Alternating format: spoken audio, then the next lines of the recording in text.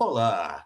Através da Rádio Atitude Popular, formamos a partir de agora a Rede Cearense de Comunicação Popular para a transmissão do programa Democracia no Ar, idealizado pelo movimento Democracia Participativa. Nosso bom dia, boa tarde ou boa noite a todas e todos que compõem a rede pelo Facebook e nas rádios parceiras. Também aos nossos ouvintes e internautas de todo o mundo. Produção e apresentação do programa hoje com Esdras Gomes. Locução técnica comigo, Jonathan Neto. Direção-geral da Rádio Atitude Popular é do Souza Júnior. Com apoio da AFBNB, Sintaf, Mova-se, o Show Advogados Associados, Sindicato dos Bancários, Sintufse, Sindipetro, Sintepave, Sindiconte, Simpospetro, Sindojus, a DUFSE, SC Assessoria Contábil e Unicursos do Professor Júnior está no ar. Democracia no ar. Ao comando do jornalista Esdras Gomes. Bom dia.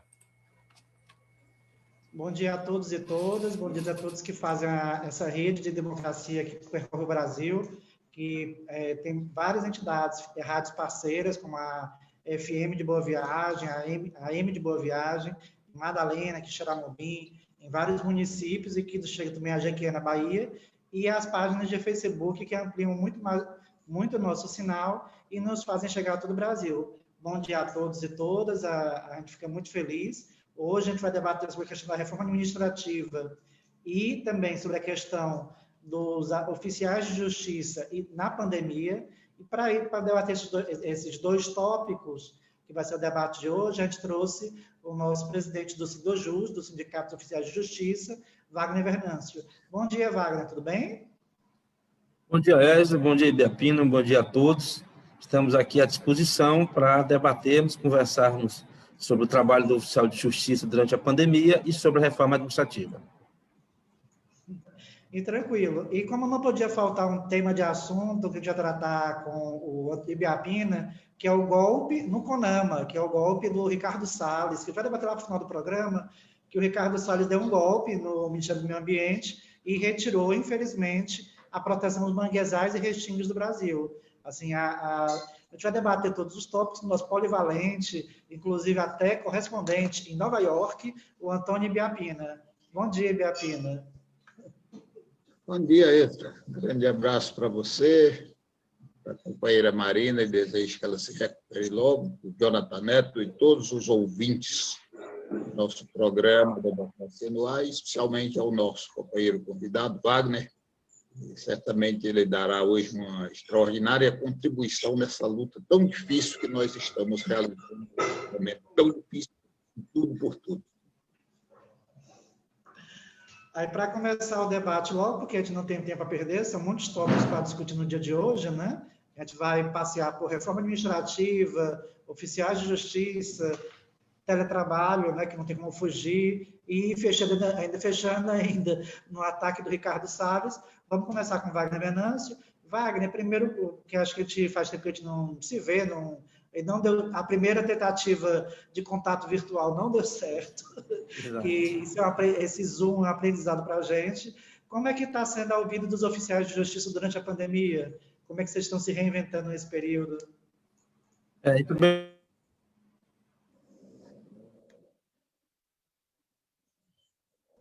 Você está mudo. É um dos aprendizados. Tem que desligar o microfone. Gostaria de saudar o Jonathan Neto, que não havia feito, e o Ibiapino, que é colega de movimento sindical de longas datas, desde que a época que eu era do sindicato bancário, já participavam junto do movimento sindical. Bom, a situação dos oficiais de justiça durante a pandemia e continua, nós somos, dentro do Poder Judiciário, o setor, categoria que mais se expõe, né? Porque durante o pico da transmissão aqui no estado, como no país inteiro, os oficiais de justiça garantiram o cumprimento das ordens judiciais de urgência. Estivemos e estamos também em teletrabalho, mas hoje retornamos ao cumprimento presencial, ainda sem vacina, e a gente continua esse trabalho, e ao longo desse período de março para cá, vários óbitos de oficiais de justiça aconteceram em nível nacional, como também aqui no estado do Ceará. E muitos contraíram, mas, graças a Deus, vem superando a doença.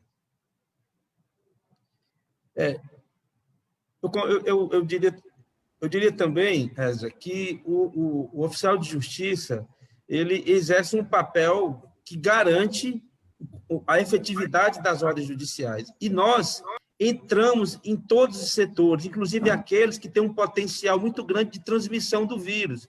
Nós entramos em hospital, entramos em delegacias, em penitenciárias, em unidades prisionais. A gente tem um contato direto com a população e, muitas vezes, os colegas que estão no cumprimento presencial, porque nós temos aqueles colegas que estão no grupo de risco, mas os colegas, os que estão no grupo presencial, todos merecem aplausos, mas os que estão no grupo presencial devem ser aplaudidos de pé, porque, como disse, eles entram em todos esses setores.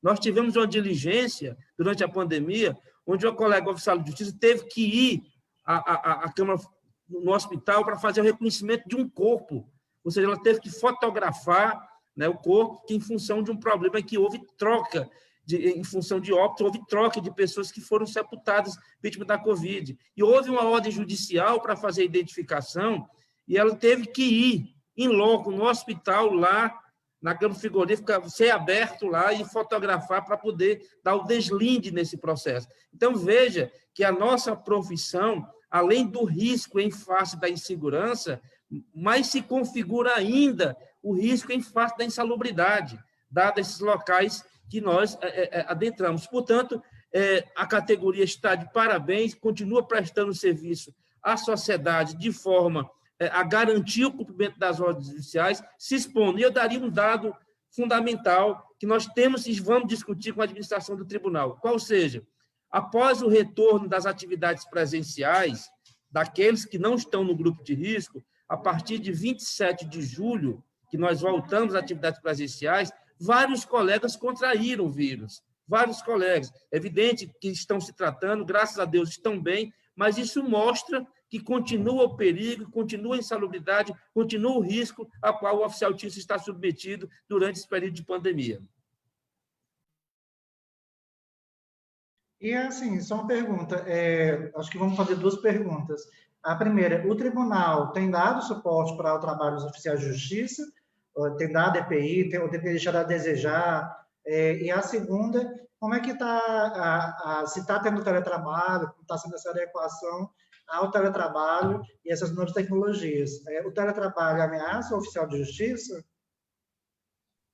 Excelentes perguntas. Primeiro, no início, já no mês de março, em abril, quando houve todo o primeiro decreto do governo, o sindicato deu um primeiro suporte fornecendo EPI para a categoria. Nós reivindicamos ao Tribunal de Justiça e, junto com a federação, reivindicamos também junto ao governo do Estado. O tribunal atendeu ao nosso pleito de solicitação de EPIs, como também o governo do Estado, através da Secretaria de Saúde, Casa Civil, atendeu e foram fornecidos EPIs, máscaras, álcool em gel e protetor facial. Então, tanto o Estado quanto o tribunal, naqueles momentos de um pico muito grande, houve um atendimento à nossa solicitação e à solicitação conjunta nossa com a FESOJUS, com a federação. Então, houve esse atendimento por parte do poder público. Quanto ao teletrabalho, nós estamos também em teletrabalho. Nós temos um percentual alto de colegas no grupo de risco.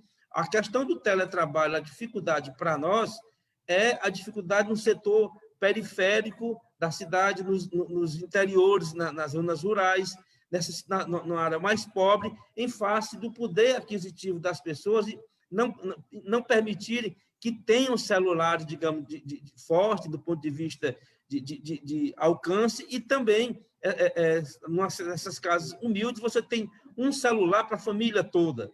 Então, isso, quando tem. Então, assim, o teletrabalho, para nós, ele hoje se resume, na sua maioria, ao cumprimento de ordens judiciais junto a órgãos públicos, a empresas de saúde e também a pessoas físicas, mas as pessoas físicas que têm um poder aquisitivo maior, que têm uma estrutura de internet que lhe permita uma conexão.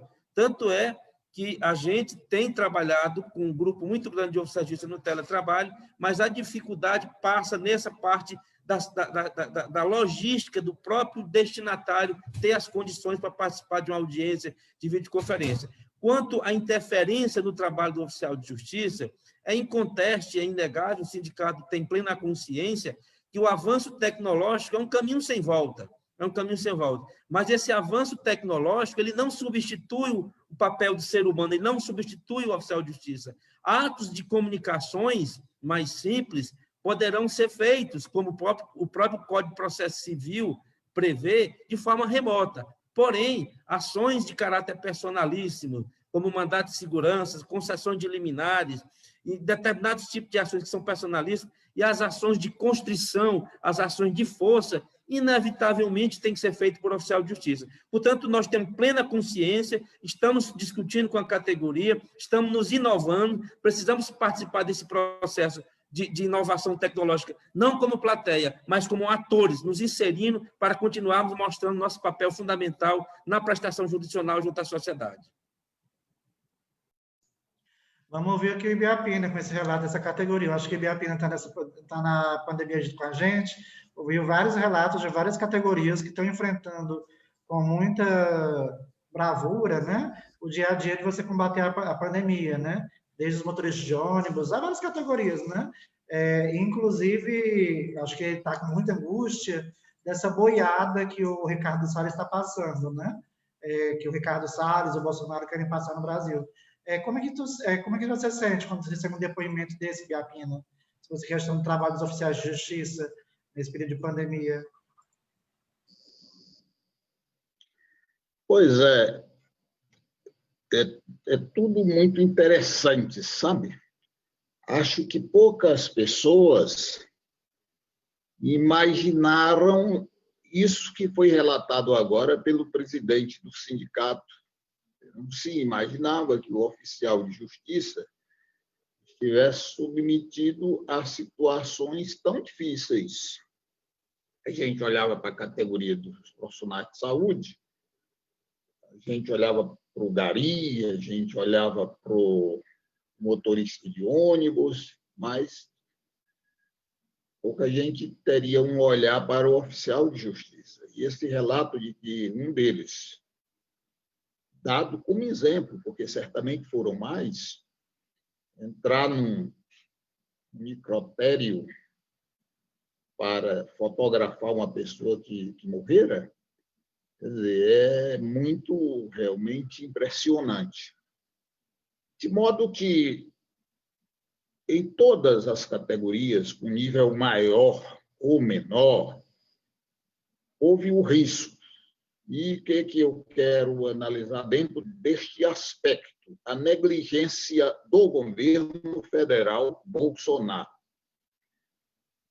Que, assim como o Trump, os dois foram os dois miseráveis responsáveis pela morte de milhares de pessoas e contaminação de milhões de pessoas nos dois países, já que um é campeão e o outro é vice. Eu vi o Juca Kfouri, num comentário na CBN, dizer o seguinte: um dia esse governo haverá de ser, ele não disse nem governo, ele disse, um dia uma palavra que correspondia a canalha, haverá de ser julgado pelo que fez com o povo brasileiro. Nós vimos médicos, enfermeiros e todas as pessoas da área da saúde colocarem as vidas em risco. Nós estamos vendo hoje um relato dos oficiais de justiça, dos motoristas de ônibus e, assim, várias outras categorias. No Brasil não se fez testagem. 4.600.000 pessoas contaminadas é só uma referência, porque outros milhões foram contaminadas e não se sabe. Por isso, a contaminação foi muito grande e a mortalidade foi muito grande. Esse governo fez 10 passeatas em 9 meses, conclamando o povo e levando os mequetrefes para pressionar a sociedade a voltar ao trabalho, porque o governo Bolsonaro não estava preocupado com a vida das pessoas. Isso ficou muito claro. Só uma pessoa que não pode raciocinar absolutamente não compreendeu isso. Na verdade, sabe o que ele queria mesmo? Se fizer um estudo científico, uma pesquisa científica, nós vamos chegar à conclusão, era que morresse muito velho. Porque no neoliberalismo há um conceito subjetivo de que o velho é trabalhoso, é caro e é susceptível a ficar doente. Por isso, o poder público gasta mais dinheiro com a pessoa velha. Olhe bem, meus amigos e minhas amigas, das diversas rádios transmissoras, ouvintes, queridos ouvintes, meu querido primo Rogério Brito, aí do Xerabubim, do São João Velho, lá do Sabiá, onde você transita, o querido Neto Nogueira, olhe bem o que nós estamos dizendo. Morreram já 141 mil pessoas até ontem à noite. Se dividir isso por 3, nós teremos, portanto, 1/3 dessas pessoas, grosso modo falando, não é científico, eram velhos. Sabe o que isso representa? Deixar de pagar a aposentadoria deles. Se fizer uma média de mais ou menos R$2.000, nós teremos aí mensalmente um valor muito alto. Bolsonaro se livrou desses idosos que construíram a pátria com o seu trabalho, com o seu esforço. É um criminoso. Deve ser punido pela história, pelo menos. Era isso, Extra.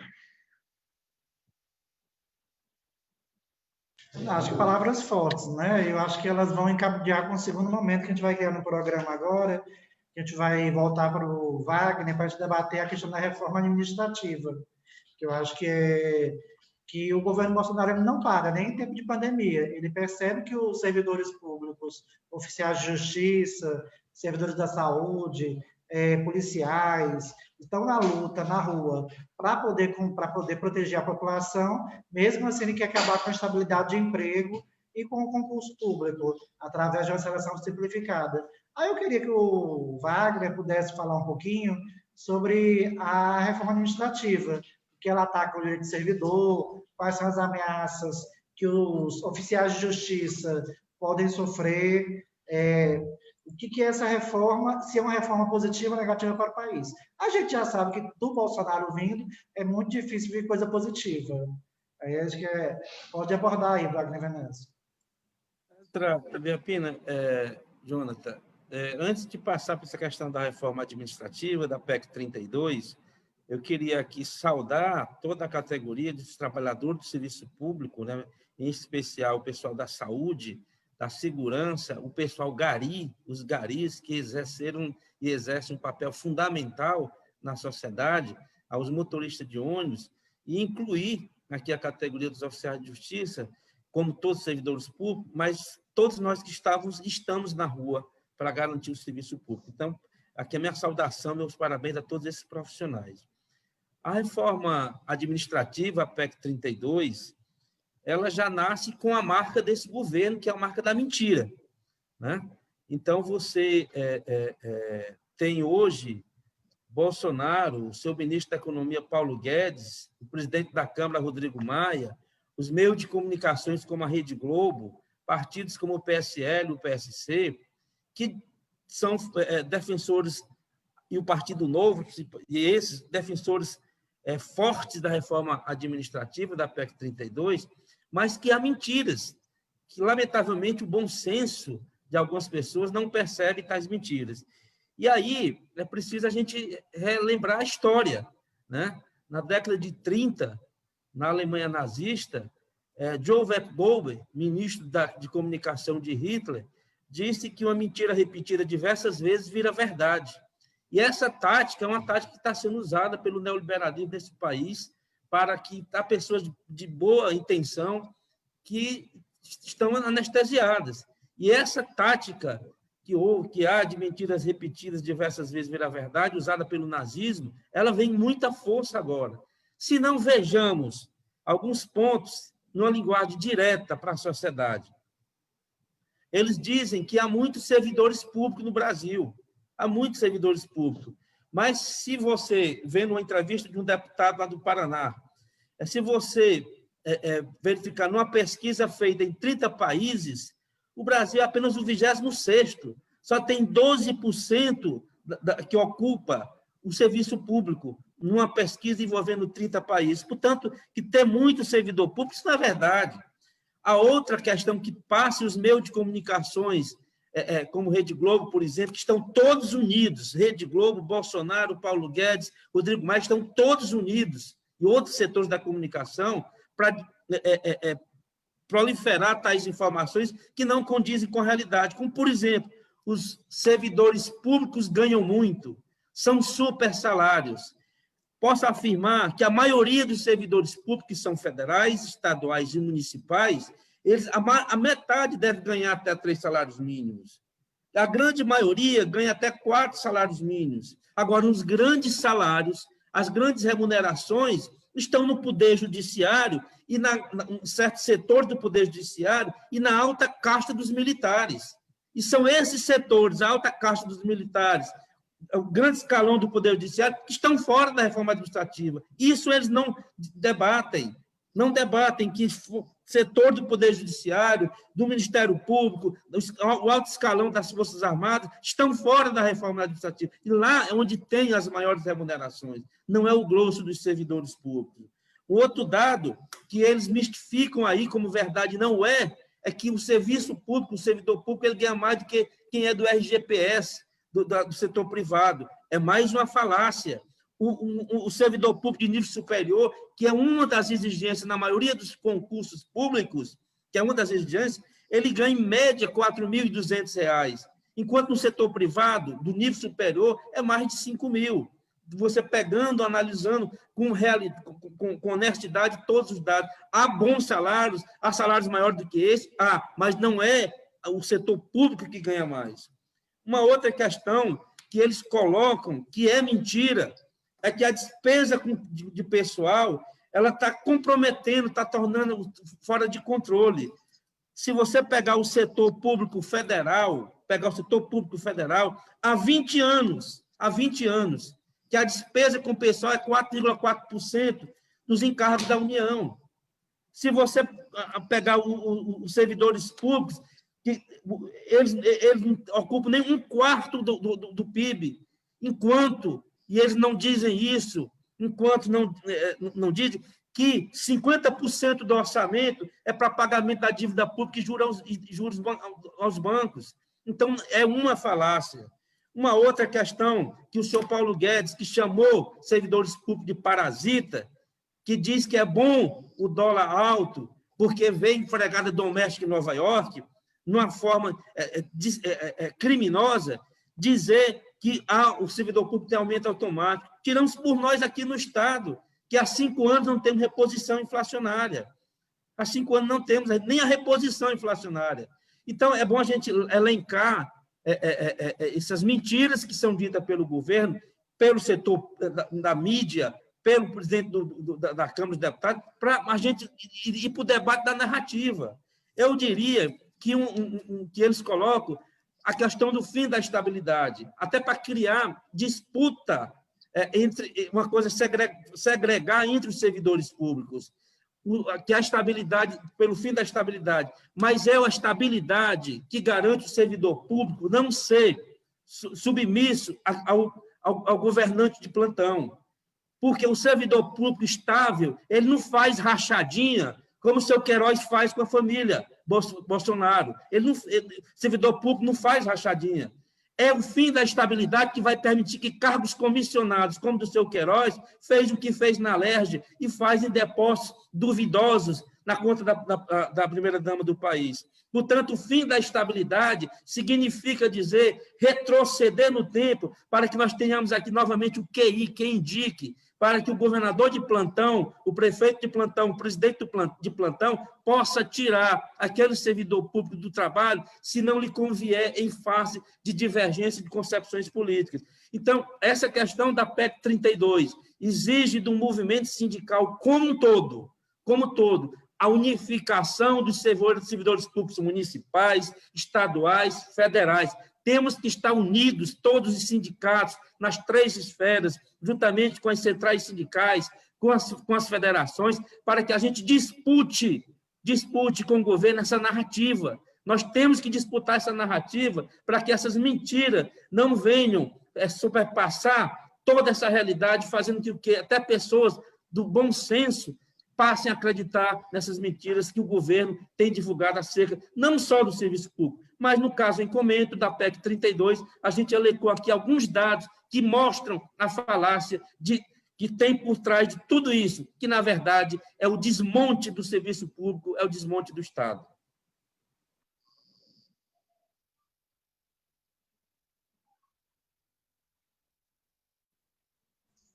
Aqui a gente tem que transita por diferentes plataformas para poder fazer um programa desse. Aí a gente está aqui pegando os comentários aqui do Facebook, que a gente vai ouvir agora os nossos colegas servidores e espectadores sobre o tema.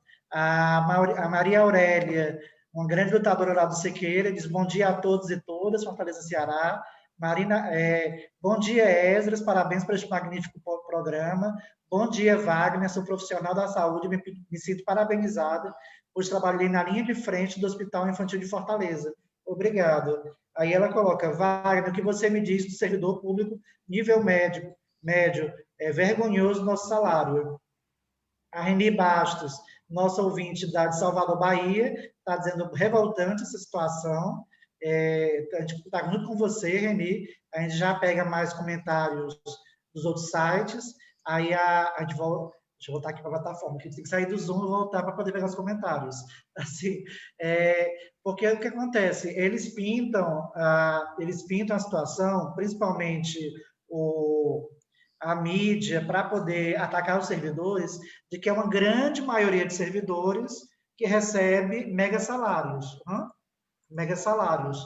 E esses mega salários, às vezes, para a pessoa média, parece que a pessoa recebe R$1 milhão, assim, mas talvez o maior salário de servidor público chegue a R$100 mil, talvez. Você que Wagner conhece, talvez o maior juiz que ganha o maior salário, talvez seja 150 mil. Ninguém fala, por exemplo, do Itaú Bradesco, o CEO do Itaú Bradesco, que recebe por mês, 3,5 milhões da conta bancária de salário. Apresentadores de televisão ganham 1,2 milhão. Aí existe uma crítica de, por exemplo, um servidor do Exército, um diretor do hospital, de mega hospital, receber R$30 mil. Assim, o equiparativo é horrível. E quando a gente desce para os municípios e desce para as categorias de base, a situação é horrível. Por exemplo, acho que o Ibiapina vai falar em seguida, o salário, por exemplo, antes do Fundeb, existia uma briga da CUT, principalmente das centrais, acho que você viveu isso, para a prefeitura pagar salário mínimo para professor concursado. Que até 98, acho que antes do Fundeb, até 2000, as prefeituras pagavam, em média, R$400, 800, era menos que o salário mínimo da época. O salário mínimo da época era baixo, era 200, tinha professor recebendo R$100. Eu acho que, a gente lembrando a memória, puxando a memória, que acho que as pessoas não se lembram. Por exemplo, muitos dos coveiros que estão enterrando os mortos da Covid, eles não recebem, talvez recebam 2 salários mínimos, R$1.500, assim, o pessoal da Enlurb, Gari, os garis próprios, recebem salários muito baixos, e eu acho que é um pouco o que a gente quer conversar com o Ibiapina. Eu acho que o Ibiapina viveu na pele, na carne, nas diversas greves que ele viveu, junto comigo também, junto com a Marina, junto com tantos que fazem esse movimento de democracia participativa, é um movimento muito bonito, que tem muita luta, essa luta dos servidores para poder melhorar os conquistas de salários, e poder falar um pouco dessas mentiras que o pessoal espalha. Porque o problema, acho que só para a gente passar para o Ibiapina, o problema não é o servidor que ganha R$20 mil. O problema é que o salário mínimo é muito baixo. o salário mínimo é um quarto do que deveria ser. Todo trabalhador deveria receber R$ 4.000, mas, infelizmente, essa burguesia brasileira faz com que a gente só receba 25% do que deveria ser. Vamos passar aqui para o Ibiapina, nosso companheiro de grandes lutas. Vamos lá. Eu sobre isso aí, queria dar um enfoque em relação ao modo de operar do sistema capitalista. Quando eu vi que era um sindicalista que ia falar hoje, eu digo, eu tenho que dar uma olhadinha no Manifesto Comunista que pode precisar, pois não é que precisou. O que diz aqui o Marx e o Engels, e esse livro foi publicado em 1840, ele diz o seguinte: a burguesia só pode existir com a condição de revolucionar incessantemente os instrumentos de produção, por conseguinte, as relações de produção, e, com isso, todas as relações sociais. Vejam, gente, veja isso, você que é um estudioso, que eu sei que você é e que você lê muito, o que diz isso? Vamos aprofundar isso. Olha, a burguesia só pode existir com a condição de revolucionar incessantemente os instrumentos de produção. Por conseguinte, as relações de produção. E, com isso, todas as relações sociais. Vamos pegar o servidor público, a importância dessa relação de trabalho, que é uma relação social. Quando um homem ou uma mulher for a um hospital, primeiramente ela vai ser atendida em um posto de atendimento, que se chama... Como é que se chama isso do hospital? É o atendimento, tem ali um espaço que se chama atendimento, não é? A pessoa chega ali e já é atendida. Depois ela vai ser conduzida, observada pela enfermeira e depois pelo médico. Portanto, há uma relação recíproca entre os trabalhadores da saúde e os trabalhadores e as pessoas que estão doentes que vão ao hospital. Vamos pegar aqui o exemplo direto, que é o oficial de justiça, por exemplo, o advogado, todas essas pessoas que operam no direito. Então, quando há uma ordem judicial, o oficial de justiça vai cumprir aquela ordem judicial para poder o direito se realizar. Então, há essa relação recíproca. Quando se faz uma reforma administrativa e que mexe com as relações de trabalho, evidentemente, a categoria envolvida será prejudicada ou afetada, assim como toda a sociedade. Olha aí como o capitalismo está influindo na vida social das pessoas. Por que esses dois agentes do capitalismo, que é o Bolsonaro e o Guedes, que o Guedes é um vagabundo, é um corretor da burguesia, esteve no Chile para prejudicar o povo chileno, está aqui a serviço dos bancos dos Estados Unidos. Então, olha o que eles estão fazendo, a reforma administrativa. Quando eles acabarem com a instabilidade no emprego, naturalmente a burguesia será beneficiada, porque o trabalho terceirizado vai aparecer e o dono desses trabalhadores terceirizados é quem vai ganhar dinheiro. E, por fim, para não me alongar muito, porque eu sou um longuista, quero falar dessa questão da relação de salário. O problema é que o Brasil se acostumou com a miséria e com a inanição.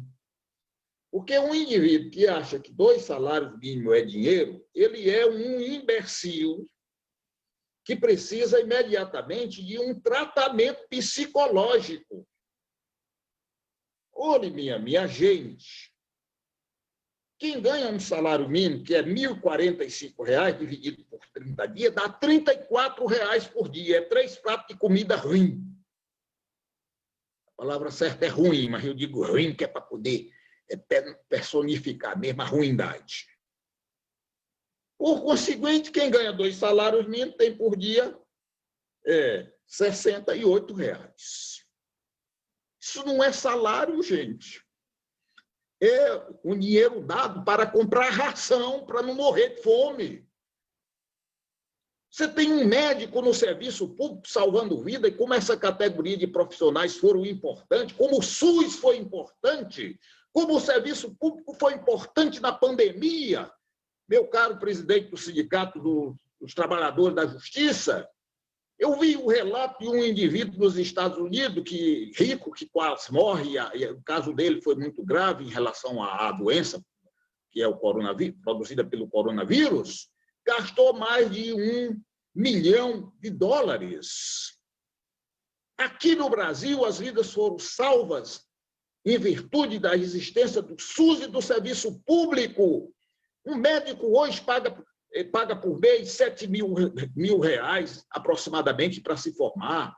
Os livros são caros. Aí, quando um homem desse se forma, faz um concurso público, vai trabalhar, quer que ganhe R$5 mil. Como disse muito bem aí o Wagner, as pessoas não olham para o real. O torcedor idiotizado bate palma quando o time dele contrata um jogador por R$500 mil por mês. Alega, olha, meu time tem um jogador aí de R$500 mil, de vocês come manga. Olha lá a estupidez desse indivíduo.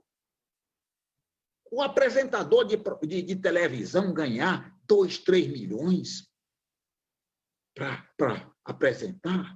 E nós aqui, a sociedade que precisa do serviço público como um direito inalienável, querer destruir o serviço público que o Estado nos garante, que o nosso imposto nos garante, para passar isto para a iniciativa privada, para dificultar a nossa própria vida, é muita falta de raciocínio.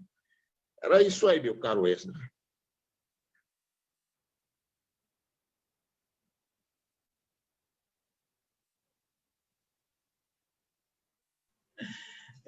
Acho que a pena para ele falar, ou o áudio cortou?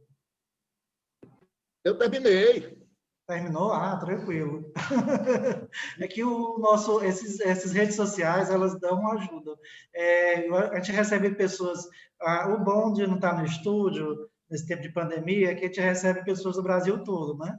Então, vira e mexe, a gente recebe gente do interior do Rio de Janeiro, recebemos um advogado de Porto Alegre, recebemos pessoas do exterior, e a conclusão que a gente chegou nesse período é de que a internet do Brasil é muito ruim, viu? Porque, assim, não interessa o local do Brasil, às vezes dá uma falhada, que é essa adequação tecnológica, que eu acho que a gente tem que brigar, que eu acho que uma luta que a gente vai ter que incluir, acho que o MST, até brincando com uma menina, uma representante do MST de Minas Gerais, é de que agora não basta mais só democratizar a terra, a gente tem que democratizar também o acesso à internet nesse país, para que não fiquem essas bolhas tecnológicas, que, assim, só para uma reflexão besta, assim, boba, assim, que não é tão boba, o avanço do bolsonarismo, especialmente de extrema-direita no Brasil, ele não se deu só por conta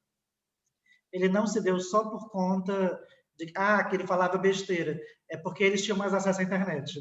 É que, sem brincadeira, talvez pela classe social, talvez pela renda, talvez por essas pessoas eles terem investimento mais, eles tinham mais acesso a esses meios digitais, a celulares de última geração, enquanto nós da classe operária, assim, porque jornalista não deixa de ser operário. Em Portugal, nós somos chamados de operários da palavra. Eu acho um nome bonito, né? Que a gente somos operários igual ao Biapina, que era têxtil, ao Wagner Venâncio, que um dia foi operário do dinheiro, né? Que foi bancário, né?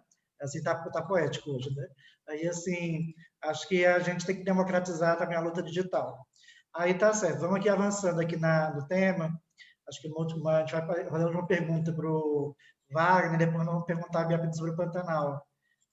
Wagner, me diga uma coisa, vocês fizeram uma reunião semana passada com vários sindicatos de servidores públicos contra a reforma administrativa. Você acha que vai ter uma unidade do setor público contra essa reforma que consiga barrar? porque, infelizmente, assim, vamos ser sinceros, né? Não é eficiência do Estado que o Bolsonaro quer. O Bolsonaro quer mais dinheiro para poder pagar banco, para poder aumentar, ver se poupa dos servidores públicos e repassar esse dinheiro para o setor bancário. Temos capacidade para barrar essa reforma, que é a grande pergunta? Que amanhã tem ato, inclusive. A gente está com um debate hoje, amanhã tem manifestação lá no prédio dos Correios, às 9 horas da manhã, no centro de Fortaleza. E quem nos ouve no Brasil, procurar o seu ato de sociedade e não deixe de reforçar. Ibiapina demais. Eu acho que tem a pandemia, ela trouxe um ensinamento que eu espero que todos ponham em prática, que é exercer a empatia, e colocar-se no lugar do outro, né? Algum telespectador aí perguntou se nós, do nível médio, eu vejo que os servidores públicos, concurso de nível médio, nível superior, têm as suas gradações em face do grau de dificuldade que cada ministério exerce. Mas eu penso que a empatia, colocar-se no local do outro, ver a situação, é de muita importância. Eu faço a ligação com a sua pergunta no sentido de que eu participei da reunião das entidades sindicais, né? Tem o pessoal que é do FOASPEC, do Fórum Unificado, uma iniciativa dos colegas do Cine Justiça, que aglutinou várias entidades, e eu acredito que nós temos que ter em mente o seguinte: para combater a PEC, para combater os desmandos do atual governo, da sua política nociva à classe trabalhadora e ao povo, não precisa ser comunista, não, basta ser humano. Basta ser humano, para você se colocar no local do outro, entender a importância de todos estarmos juntos para combater essa política. É uma política do Estado mínimo que ela é cruel, ela é crudelíssima com o povo. Então, é preciso que nós saibamos, principalmente no campo progressista, superar divergências, aglutinar todos os setores da sociedade que queiram o bem do povo, que queiram o melhor. Então, eu acho que mais do que nunca, quando houve a reforma trabalhista no governo Temer, entre aspas, a reforma trabalhista é fundamental para gerar emprego. O desemprego aumentou. Agora, no governo Bolsonaro, teve a reforma da Previdência, é necessário para acabar o déficit da Previdência. É um massacre em cima do povo, somente o pessoal do regime geral da Previdência, do RGPS, e para os servidores públicos mais novos. Então, e agora vem essa reforma administrativa para o Estado moderno, que moderno é retrocesso. Então, essa proposta, a PEC 32, exige que nós tenhamos a capacidade de superar divergências, de enxergar a necessidade da unidade de todos os trabalhadores, os servidores públicos municipais, estaduais, federais, através de sindicatos, federações, centrais sindicais e confederações, têm que se unirem, têm que ir para a rua, têm que se unir, têm que pressionar. Nós temos, na meu ver, duas tarefas muito grandes. 3. Primeiro, conquistar essa unidade, para que possamos pressionar no legislativo, pressionar os parlamentares, até para que essa reforma venha só para o ano que vem, para que tenhamos mais tempo para debater. E eu digo a terceira, a disputa da narrativa. Nós temos que levar para o povo a narrativa da verdade, da realidade, da importância do servidor público, e não a narrativa eivadas de mentira do governo e seus aliados, como Rede Globo e presidente da Câmara dos Deputados, que passam a versão que o servidor público dá prejuízo. É preciso, e isso ficou claro nessa pandemia, como o Ibiapina falou, o que seria do povo brasileiro se não fosse o SUS? Se não fosse o SUS?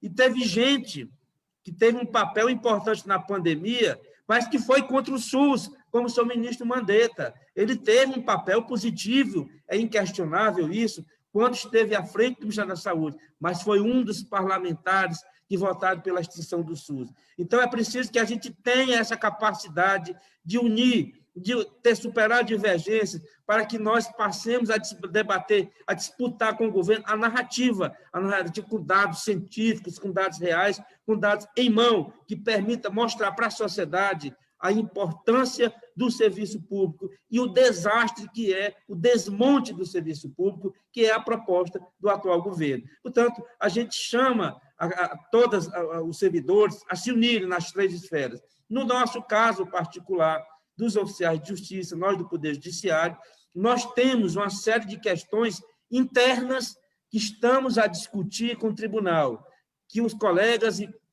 participem do debate, cobrem do sindicato as nossas atribuições, as defesas dos nossos interesses junto ao tribunal, excelente, mas a categoria precisa entender que tem que se juntar com todos os servidores públicos desse país, com todos os trabalhadores, para barrar essa reforma administrativa, porque ela vai prejudicar os atuais e futuros servidores. Portanto, é preciso que a gente tenha essa capacidade de fazer a defesa dos interesses da categoria em nível interno, junto ao Tribunal de Justiça, junto ao governo do Estado, mas que tenhamos a capacidade de nos unirmos, de nos juntarmos a todos os servidores públicos, estaduais, municipais e federais, para barrar essa reforma que tem como objetivo maior acabar com o Estado, acabar com o serviço público.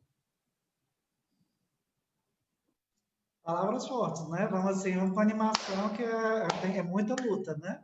Aí, Biapina, você falar sobre a importância desse ato, que eu acho que é um ato importante, e aí, para te não deixar de falar, eu queria que tu desse uma opinião sobre a questão ontem do ataque aos manguezais, que é a pauta quente, uma das pautas quentes, dos ataques recentes, mas antes de você abordar a sua fala, eu vou colocar aqui mais palavras aqui da nossa companheira Aurélia. A nossa Aurélia está participando aqui está dizendo, Esdras, corretíssimo, você colocação sobre os salários antes do Fundeb. Amigo Esdras, os salários profissionais de saúde municipal de Fortaleza, repito, é vergonhoso. Ela também fala, bom dia, Biapina, o servidor público municipal nível médio ganha um salário mínimo. Aí ela coloca aqui a hashtag fortalecer SUS é fundamental. Aí, assim, que ela está falando sobre a questão dos salários dos servidores da Prefeitura de Fortaleza, que acho que até é bom, né, quem tem direção municipal de Paute, que o nosso povo, infelizmente, ele ganha muito mal. A gente tem 40% da nossa cidade com trabalhadores informais, um setor público pequeno para a demanda, né, e um problema de subnotificação de carta de trabalho. Aí a gente quer abordar aí a questão, pode falar, Biapina, aí sobre a manifestação e o ataque recente do Ricardo Salles. Tá bom, o nosso tempo, pelo visto, está muito curtinho. E considerações finais também. Eu queria bem rapidinho falar aqui sobre cada coisa. Companheira Aurélia, essa é, né, a pronúncia? Aurélia. Ela é tesoureira da Federação de Bairros e Favelas. Você deu uma contribuição importante, quer dizer, o salário é tão baixo, chega além do que eu pensava, para a importância do trabalho de vocês, do sacrifício e do amor à vida que vocês têm. E ainda nessa questão de salário, o Wesley tinha falado, mas eu cheguei a tocar na minha fala anterior.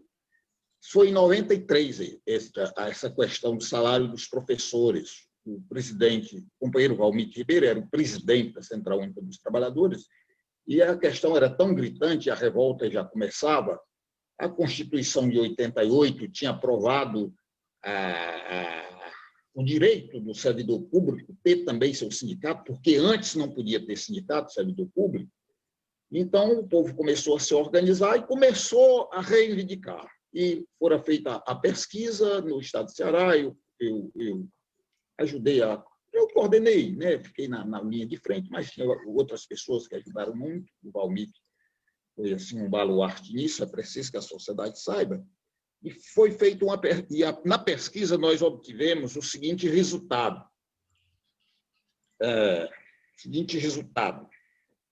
Duas prefeituras do estado de Ceará pagavam o salário mínimo, que era Quixadá e Fortaleza.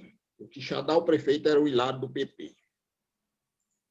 E 62% das prefeituras do estado do Ceará pagavam menos de meio salário mínimo.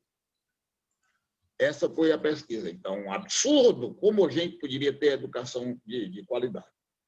Agora, com relação ao Osmang, ele disse naquela reunião que todos viram depois. Olha, por mim, como está todo mundo e a imprensa muito envolvida com o coronavírus, nós deveríamos passar a boiada. Deveríamos desregulamentar tudo. Foi essas duas frases dele, duas orações dele. Olha, gente, é realmente um grande absurdo. É realmente um bando de oportunistas, operadores do capitalismo, mequetrefe dos grandes empresários desse país. Eles querem torrar a madeira, eles querem torrar a Amazônia para se plantar soja e criar gado e beneficiar meia dúzia de grandes donos de terra, de modo que a nossa preocupação deve ser muito grande. Nunca se viu tanto fogo. Esse fogo é dirigido. Esse fogo é uma abertura que o Bolsonaro fez para os grandes donos de terra, porque eles queimam, gente. Por que eles queimam? Para tirar todo o entulho do meio, porque uma floresta ela é muito densa. Tem floresta que não se pode nem andar. Depois de queimado, aí fica tudo. A madeira grande que eles precisam não tem mais embaraço, eles vão lá com a serrazinha, corta, os tratores entram e levam a madeira e vendem. A Amazônia, gente, para eu terminar esse tópico da Amazônia, é uma questão muito séria. Se a Amazônia virar deserto, e ela viraria deserto em 30 anos, se nós desmatarmos, nós vamos ter alguns fenômenos. Primeiro, os rios vão secar. Aquela grande quantidade de água que tem na Amazônia serve para formar os rios voadores e serve para formar as correntes de ar e de umidade na atmosfera. Essa umidade que surge ali na Amazônia forma os rios voadores e vai distribuir na chuva nas várias regiões do mundo. Se virar deserto, nós vamos ter secas monstruosas no Brasil e em outras regiões do mundo. É por isso, minha gente, que nós dizemos que a Amazônia é um patrimônio mundial. Os bolsonaristas, ignorantes como são, pensam que nós queremos entregar a Amazônia para outras nações. Não é isso. É os benefícios ambientais que aquela região, pela sua natureza, auxilia a humanidade. Por isso que ela tem esse caráter. E por isso a Europa se preocupa. E por isso o presidente francês foi tão duro com o Bolsonaro, com as mentiras que ele disse lá naquela reunião da cúpula dos países. E, gente, eles são tão ignorantes que houve uma onda de 2 meses de boataria. Esses vagabundos, mequetrefe, ignorantes, aculturados, subservientes aos Estados Unidos, olha para onde eles levaram o discurso. Ai, a mulher do presidente da França é feia. A Michelle Bolsonaro é bonita, é uma velha feia. Mas aquela velha feia é professora das melhores universidades da França. E a daqui recebe dinheiro dos machos, que entra na conta dela todo mês. Vê se a mulher do presidente da França passou pela vergonha de funcionário laranja depositar dinheiro na conta dela. Olha o discurso deles. Então, nas minhas considerações finais, eu quero dizer aqui, é lamentável, nós precisamos estar unidos para defender o serviço público e as nossas florestas como patrimônio inalienável do Brasil, inclusive fonte de riqueza e de sobrevivência da humanidade. E, companheiro Wagner, você é um sindicalista, parabéns por ser sindicalista. Eu quero lhe fazer um convite muito especial. o companheiro Valmir, eu e outros companheiros, Elismar, Francis Marie, alguns médicos, Mino Senso Shoa e outros, e várias outras pessoas, estamos organizados para, o Paulo Assunção também tem contribuído muito com isso, Valéria Mendonça, estamos organizados para a formação de um movimento em defesa do serviço, em defesa do SUS, em defesa da saúde pública e o SUS como um instrumento para isso. E nós precisamos formar aí um comitê de sindicalistas. Nos ajudem nisso. Eu vou fazer a ponte com o Esdra para poder você participar e nos ajudar, porque esse é um sindicato forte, muito importante, de nível estadual. E quero terminar aqui minha fala dizendo o seguinte: vocês perguntam, vocês de direita, o que vocês fizeram? O Bolsa Família é um programa extraordinário. Ele distribuiu renda com 30 milhões de brasileiros. O Bolsa Família já tem todo um arcabouço, já tem a forma de arrecadar recursos e de distribuir esse recurso para as pessoas. E ele tem um pilar muito importante, que é a necessidade imperiosa que os pais têm de colocar a criança na escola, porque senão não recebe o Bolsa Família. É um programa que tem que ser fortalecido. É um programa de um alcance social grandioso. E vocês estão, inclusive, querendo criar outro, para mexer com tudo, para substituir tudo, em vez de fortalecer o que já tem. Mas eu concluo minhas palavras lendo aqui um pequeno trecho do relatório da Unesco, redigido pela Comissão Internacional sobre Educação para o século XXI.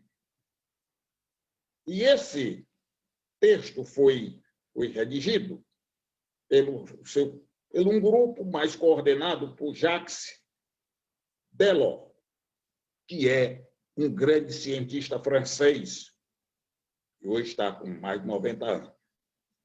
Então, eles detectaram 4 pilares importantes para a educação para o milênio. O primeiro pilar é solidariedade. O segundo pilar, cientificidade. O terceiro pilar, pesquisa. E o quarto pilar, conhecimento. O governo Bolsonaro desconhece todos esses pilares. Ele nem ouviu falar nesta reunião e nesses pilares. Cadê a solidariedade desse governo?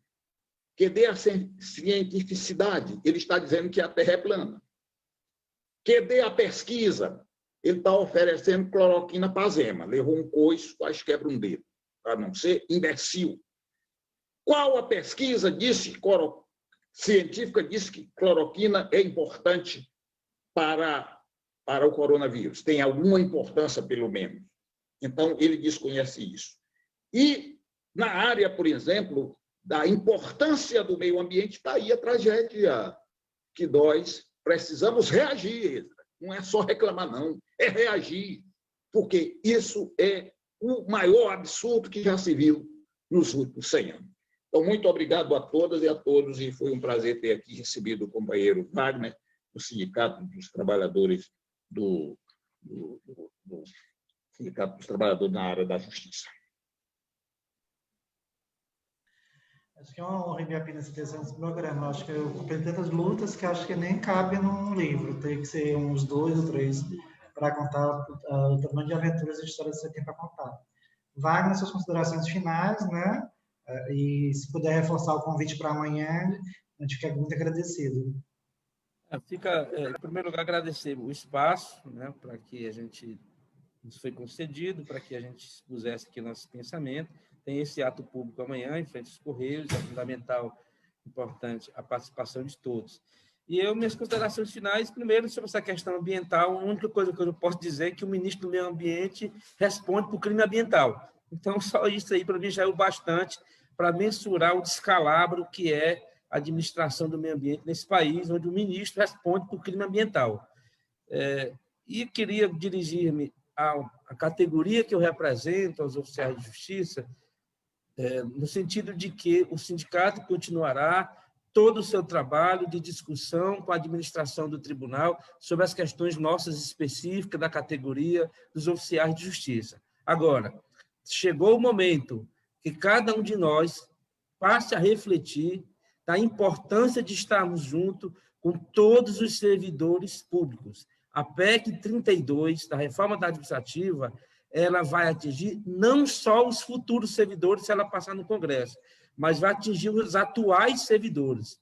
Nós que já somos servidores públicos, tenhamos consciência de que se esse projeto passar, se a PEC passar, a PEC 32, nós seremos atingidos. Nesse sentido, nós iremos abrir o debate com a categoria, respeitando opiniões diversas, contrárias, mas nós vamos trabalhar com fatos, com dados, mostrando para a categoria o perigo que é essa reforma, se ela for aprovada no Congresso. Vai significar o desmonte do Estado. E, nesse momento, o chamamento que eu faço independe de opções políticas partidárias. Se você tem uma concepção da importância do serviço público, da importância do oficial de justiça para a prestação jurisdicional, junte-se, una-se a todos os servidores da saúde, da segurança, da educação, nos 3 níveis, estadual, municipal e federal. Precisamos estar unidos para impedir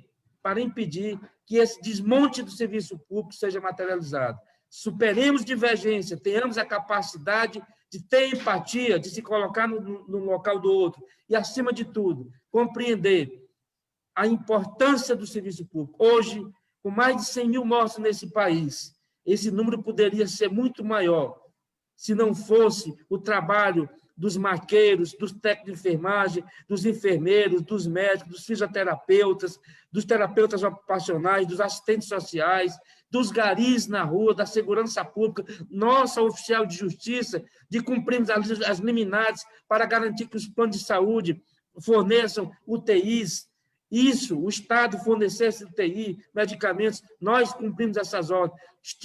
Estivemos e estamos juntos com todos os servidores da saúde, da segurança, da limpeza, do transporte, nesse período de pandemia. Mas agora, a unidade se faz muito mais necessária, que é pela sobrevivência do mínimo que se tem, que seria a garantia do serviço público. Portanto, colegas, vamos continuar o nosso trabalho junto ao tribunal, mas tenhamos a capacidade de agora estarmos juntos nas 3 esferas. Muito obrigado, Wesley. A gente agradece muito a presença de vocês dois, né? Acho que engrandece o nosso programa, e a gente agradece a todos os ouvintes, pessoas que passaram por aqui hoje, nossas rádios parceiras, as nossas páginas de Facebook em vários estados do Brasil. A gente agradece e bom dia a todos e até amanhã no próximo Democracia no Ar. É com você, Jonathan Neto.